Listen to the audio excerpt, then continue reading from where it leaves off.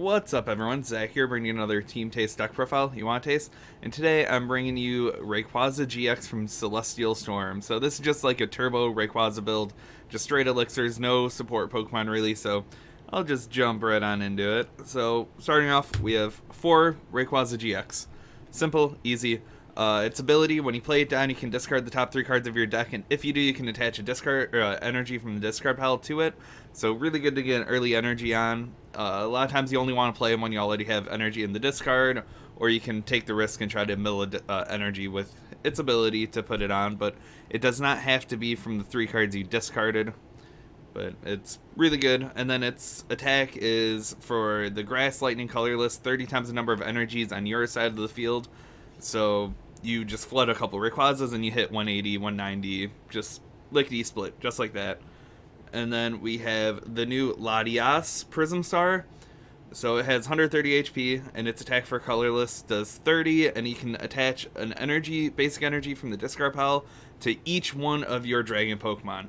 So you have 4 Rayquazas out, you can just Latias and flood your bench with energy. It's really good recovery, and it's just, you know, one of those cards that is pretty good, but would be busted if it wasn't a Prism Star. And then one more attack Pokemon, we have Tapu Koko GX. And this is really a flex spot here if you have a different Pokemon you like what's it called? Oops, I have one right here. Pheromosa GX could also be good with its Beauty GX. It takes, for 2 grass, it takes 50 times the number of prize cards you've taken. So it's just kind of one of those heavy hitter late game Pokemon. When Rayquaza starts fizzling out, you need something to kind of take the last 2 prizes a lot of the time. And then we have 2 Tapu Lele GXs just for setup, you know, simple, standard.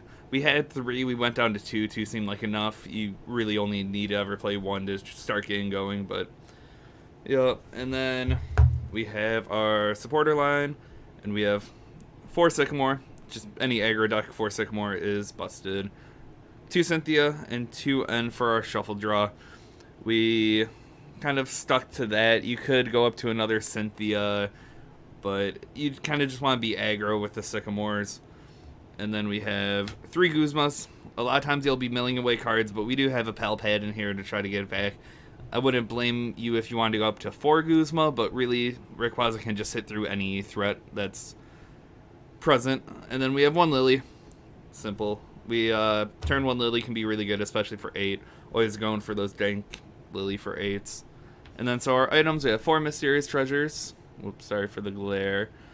4 Mysterious Treasures, 3 Ultra Balls. It seems like the good number. Mysterious Treasure does get your Rayquaza, so really good. And then we were trying 3 Acrobikes. I'm still not sure how I feel on them. It's become legal with Celestial Storm again, so the Acrobikes are kind of good to try to go through your deck, but I think I'd rather just have a couple more tech cards there, or like a 4th Guzma or something. And then we have 4 Elixirs. Like I said, just aggro. You want to hit the Elixirs, hit the Rayquazas, just start. A lot of times you can be hitting 210 easily turn 2. And then we don't need Choice Bands, so we're playing 4 Fighting Fury Belts. Choice Bands really don't help numbers out that much. It's like another energy, but the Fighting Fury Belt like is the difference between 180 and 190, and it gives you that buff against Buzzwole, so it's really nice to have. Then we have 3 Float Stones. I'm not sure if it's 3s needed. You could go down to 2, but a lot of times, like I said, you're milling cards, so you kind of want to play around the chance that you're going to mill something away, so you play a couple extras. And then we got 2 Rescue Stretchers to get back the Rayquazas, and they're kind of Suedo, like getting an energy back onto the field, so if your opponent knocks out a Rayquaza, you can always go Rescue Stretcher Rayquaza and put it back on with an energy right away, so it's really nice to buff Rayquaza's attack. And then we have, I want to fit a Super Rod in, so that might be one of the spots for the Acrobikes, but I think a Super Rod would be nice too, just to shuffle in some energies. Not needed, but might be nice. And then we got 2 Field Blowers, mostly to deal with Parallel City. You don't really care about ability lock, because turn 1 you should be throwing all your abilities down, so it's kind of just nice to have. We don't have any stadiums, and you could try to fit Parallel City if you want, but it's not needed. And then we have 1 Pal Pad just to kind of shuffle in some draw supporters, and like a Guzma if you mill too many of them. And then, oops, I'm running out of space here. Our energy line, we have 7 Grass Energy and 7 Lightning, so 14 energy feels about right. It makes it so you rarely ever miss an elixir. You know, it's going to happen sometimes, but it's not likely. And you want to be throwing away like energy with Mysterious Treasure turn 1 or Ultra Balls.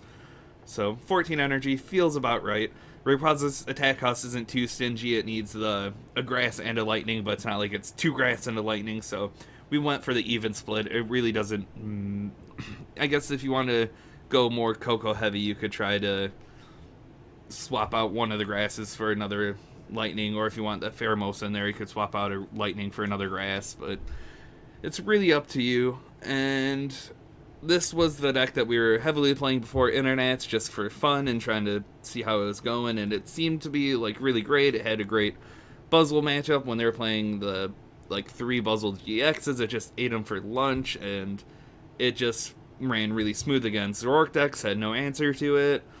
And then when we really started testing it after NAIC, we're like, oh, maybe we put a Sylveon EX into our Zoroark, and then all of a sudden that just beats this, and then the Buzzwole list went up to 4 baby Buzzwole and only 1 Buzzwole GX, and it had a hard time with that, because you could take your first, like, 2 prizes with that and come in with a Lycanroc, and then you can kind of just put them on the back foot, but it's still a super solid deck if no one is prepped for Rayquaza. Rayquaza will take down the tournament, but, you know, if you want to take it to locals before rotation, it's really strong. And that's about it for us. So remember, like, comment, share, subscribe, argue with me why my deck list is bad.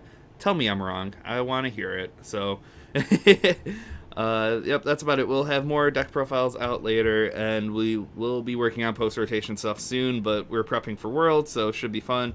I'll let you guys know how it goes, and games will be up soon. So later, everyone.